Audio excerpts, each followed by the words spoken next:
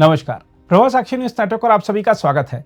महाराष्ट्र और झारखंड में अब ये साफ हो चुका है कि किसकी सरकार बनने जा रही है। इसके साथ ही देश में विभिन्न राज्यों की विधानसभा सीटों के लिए उपचुनाव हुए थे। लोकसभा की 2 सीटों पर उपचुनाव हुए थे।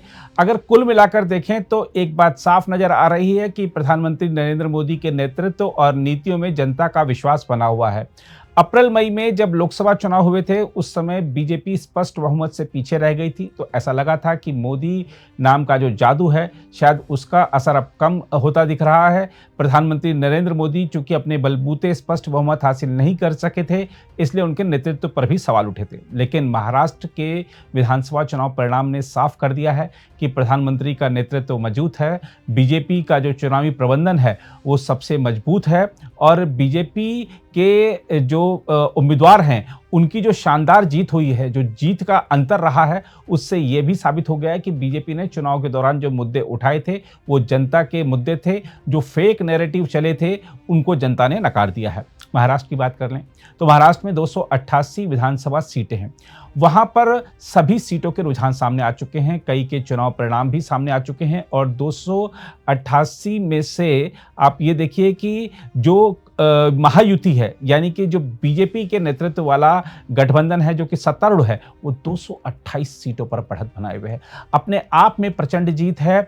महाराष्ट्र के चुनावी इतिहास की सबसे शानदार जीत है और बीजेपी ने वो कर दिखाया है जो उसने अब तक नहीं किया था। महाराष्ट्र में लोकसभा चुनाव में बीजेपी को करारा झटका लगा था, महायुति को करारा झटका लगा था और बीजेपी का स्ट्राइक रेट सबसे खराब रहा था अगर हम महायुति की ही बात कर लें तो। लेकिन विधानसभा चुनाव में बीजेपी ने गलतियों से सबक लिया और कोई गलती नहीं हो इस बात का पूरा ध्यान रखा और यही वो चीज है जिसके चलते आज बीजेपी सबसे बड़े दल के तौर पर तो उभरी ही है, साथ ही अपने इतिहास में, महाराष्ट्र में अपने इतिहास में अब तक का सबसे शानदार प्रदर्शन कर 131 सीटों पर बढ़त बनाई है।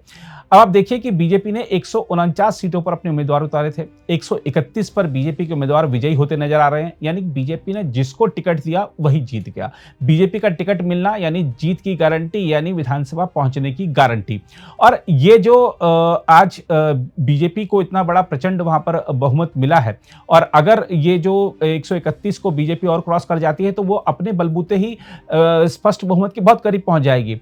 और इसके साथ ही महाराष्ट्र की जनता ने कुछ और बड़े संदेश और संकेत भी दिए हैं। सवाल ये था इस चुनाव में कि असली शिवसेना कौन सी है, सवाल ये था इस चुनाव में कि असली एनसीपी कौन सी है, तो जनता ने उसका जवाब भी दे दिया है। जनता ने कह दिया है कि असली जो शिवसेना है वो एकनाथ शिंदे वाली है, क्योंकि उसने बाला साहब ठाकरे की जो विचारधारा थी, जो उनकी नीतियां थी, जो उनके सिद्धांत थे, उससे समझौता नहीं किया और वह हिंदुत्व के साथ रहे, हिंदुत्व की विचारधारा से जुड़े रहे, इसलिए असली शिवसेना वही है। हम आपको बता दें कि एकनाथ शिंदे की शिवसेना 55 सीटों पर बढ़त बनाए हुए है। वहीं अगर हम बात करते हैं शिवसेना यूबीटी यानी उद्धव ठाकरे के नेतृत्व वाली शिवसेना की, तो 20 सीटों पर बढ़त बनाए हुए है।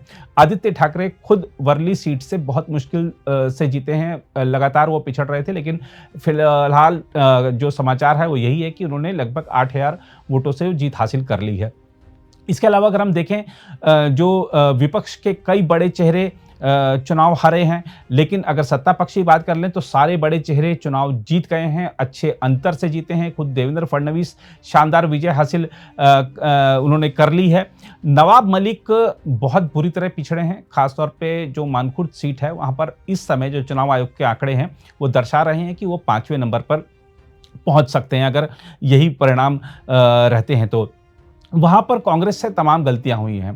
कांग्रेस ने सोचा कि जिस तरह से लोकसभा चुनाव के दौरान कह दिया गया था कि संविधान खतरे में है, जिस तरह से लोकसभा चुनाव में कह दिया गया था कि आरक्षण खतरे में है, तो जिस तरह से लोकसभा चुनाव के दौरान कहा गया था कि जाति जनगणना कराएंगे, तो ये सारे के सारे जो उन्होंने मुद्दे उठाए ये उनको बैकफायर कर गए हैं। वहीं बीजेपी ने खासतौर पे महायुति ने नारा दिया था कि एक हैं तो सेफ हैं, और खासतौर पे लेकिन अगर बटेंगे तो कटेंगे जो नारा था उसमें महायुति में हालांकि मतभेद देखने को मिले थे। जो एनसीपी है अजित पवार के नेतृत्व वाली, वो कह रही थी कि हम इससे सहमत नहीं है, ये महाराष्ट्र में नहीं चलेगा, लेकिन महाराष्ट्र में वो चल गया और शानदार तरीके से चल गया। तो ये महायुति के नेताओं के लिए भी देखने वाली बात होगी, उनको भी अध्ययन करने वाली बात होगी कि बीजेपी ने जो नारा दिया था, मुख्यमंत्री योगी आदित्यनाथ जो यूपी के हैं, उन्होंने जो नारा दिया था वो नारा कितना असरकारी वहां पर साबित हुआ है। इसके अलावा एक चीज और देखने को मिलेगी कि जैसा हमने बताया कि शिवसेना असली कौन सी है, ऐसा निर्णय जनता ने दे दिया है। इसी तरह एनसीपी असली कौन सी है, ये भी निर्णय महाराष्ट्र की जनता ने दिया है। हम आपको बता दें कि महायुति में शामिल अजीत पवार की एनसीपी ने शानदार प्रदर्शन किया है। खुद जो अजीत पवार हैं वो अपना चुनाव तो जीते ही हैं, साथ ही 40 विधायक जिता कर लाए हैं। अपने आप में बहुत बड़ी जीत है उनकी। अभी लोकसभा चुनाव में हालांकि उनको झटका लगा था, उनकी पत्नी बारामती से चुनाव हार गई थी, लेकिन अब उन्होंने भी गलतियों से सबक लिया है और पूरे चुनाव प्रबंधन के दौरान उन्होंने ध्यान रखा कि कहीं कोई चूक ना हो, अति आत्मविश्वास में ना रहें। तो 40 वो विधायक लेकर आए हैं, अपने आप में बहुत बड़ी जीत है। इसके अलावा अगर हम देखते हैं जो शरद पवार के नेतृत्व वाली एनसीपी है वो 11 सीटों पर बढ़त बनाए हुए है। बहुत निराशाजनक प्रदर्शन है और दिखा रहा है कि जनता अब चाहती है कि जो शरद पवार के असली उत्तराधिकारी हैं वो अजीत पवार ही हों, सुप्रिया सुले नहीं। ऐसा ये जनादेश से स्पष्ट हो रहा है। वहीं अगर हम बात कर लें झारखंड की, तो झारखंड में बीजेपी को और एनडीए को माफ कीजिएगा, झारखंड में बीजेपी और एनडीए को करारा झटका लगा है। बीजेपी और एनडीए ने ये जो चुनाव था, जनता से वादे तो बहुत किए थे लोक कल्याणकारी योजनाओं के, लेकिन सारा फोकस उन्होंने बांग्लादेशी घुसपैठियों पर कर दिया था। अब ऐसा लगता है कि शायद ये घुसपैठिए एकत्रित हो गए, एकजुट हो गए, उन्होंने भी सोच लिया कि एक हैं तो सेफ हैं। और ये जो वहाँ पर बीजेपी के जो प्रचार अभियान था पूरे झारखंड में कि घुसपैठियों को भगाएंगे और जो ये लैंड जिहाद और जो लव जिहाद चल रहा है उसको हम खत्म कराएंगे, शायद इससे एक पक्ष एकजुट हो गया और उसने पूरी तरीके से इंडिया गठबंधन के साथ खड़े रहकर मतदान किया और वही असर होता दिख रहा है झारखंड में। बीजेपी को ये उम्मीद नहीं थी, एनडीए को ये उम्मीद नहीं थी कि इतना बुरा प्रदर्शन रहेगा। हम आपको बता दें कि 81 वहाँ पर विधानसभा सीटें हैं, 57 पर इंडिया गठबंधन जिसमें झारखंड मुक्ति मोर्चा शामिल है, जिसमें कांग्रेस शामिल है, जिसमें आरजेडी शामिल है, कुछ और छोटे दल हैं उसमें शामिल हैं, तो 57 सीटों पर बढ़त बनाए हुए हैं। 23 पर एनडीए ने सारा जोर लगाया था। आप देखिए कि थोड़े दिन पहले जो लोकसभा चुनाव से ठीक पहले हेमंत सोरेन की भाभी दुर्गा सोरेन को साथ लेकर आए थे। अभी कुछ समय पहले जो पूर्व मुख्यमंत्री और झारखंड मुक्ति मोर्चा के वरिष्ठ नेता थे चंपई सोरेन, उनको अपने साथ लेकर आए थे, लेकिन ये जो दल बदल था या ये सब चीज़ें रास नहीं आई जनता को। और वहाँ पर झारखंड मुक्ति मोर्चा, आरजेडी और कांग्रेस ने जिस तरीके से मिलकर और समन्वय के साथ चुनाव लड़ा, हालांकि वहाँ पर भी इस तरीके की बातें की गई कि संविधान खतरे में है, आरक्षण खतरे में है, ऐसी चीज़ें वहाँ शायद चल गई हैं, ऐसा कहा जा सकता है। तो झारखंड में एक चीज़ और है, रिकॉर्ड बना है कि झारखंड का जब से गठन हुआ है तब से ये पहली बार है कि कोई सीएम सत्ता में वापसी कर रहा है। हेमंत सोरेन ने अपना नेतृत्व साबित कर दिया है, वहाँ पर एक बड़े नेता के तौर पर उभरे हैं, लोकप्रिय नेता के तौर पर उभरे हैं, जेल में भी थे कुछ समय पहले भ्रष्टाचार के आरोप में, लेकिन वहाँ से उन्होंने सीएम पद पर फिर वापसी की। उसके बाद अब सत्ता में 5 साल के लिए फिर से वापसी कर ली है। लेकिन झारखंड का जो चुनाव परिणाम है उससे कांग्रेस खुश तो है, लेकिन उसके लिए ज़्यादा खुश होने की बात नहीं है, क्योंकि उसका प्रदर्शन पिछली बार के मुकाबले कम ही बेहतर रहा है। तो वहाँ पर जो झारखंड में जो जीत है वो हेमंत सोरेन की जीत हुई है, ना कि कांग्रेस की या आरजेडी की। और इसी तरीके से आप अगर उपचुनाव देखेंगे तो उपचुनाव परिणाम भी तमाम राज्यों में हुए हैं, उसमें बीजेपी को ही बढ़त मिली है। अगर हम बात करते हैं केरला और कर्नाटक को छोड़ दें तो बाकी राज्यों में बीजेपी को अच्छी खासी बढ़त है, एनडीए को अच्छी खासी बढ़त है।